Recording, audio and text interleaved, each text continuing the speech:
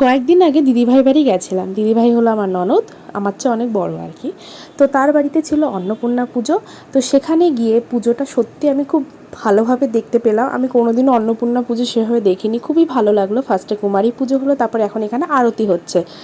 আমিও কুমারী পূজা করেছিলাম, তো এখানে সেটা ভিডিও নেই, আমি তোমাদের কয়েকটা ছবি দেখিয়ে দিলাম। আর আমার লুকটা নিশ্চয়ই তোমরা দেখতে পেয়েছো আমি কেমনভাবে রেডি হয়েছিলাম। একটা লাল টুকটুকে শাড়ি পরে রেডি হয়েছিলাম। তোমাদের কেমন লাগলো অবশ্যই জানিও। তারপরে সন্ধ্যাবেলায় তাদের সন্ধ্যা আরতি হয়েছিল, প্লাস খাওয়া দাওয়াও ছিল।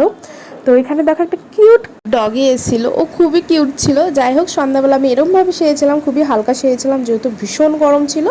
আর এখানে সন্ধ্যা আরতির পর আমি ঠাকুরের জাস্ট ভিডিওটা নিচ্ছি। দেখো মুখটা কতটা মিষ্টি মায়ের, মানে সত্যি কথা বলতে প্রাণটা যেন জুড়িয়ে যাচ্ছিল মুখের দিকে তাকিয়ে। লাস্টে একটা ফটো অ্যাড করে দিয়েছি, ভালো লাগলে অবশ্যই লাইক করে দিও। বাই।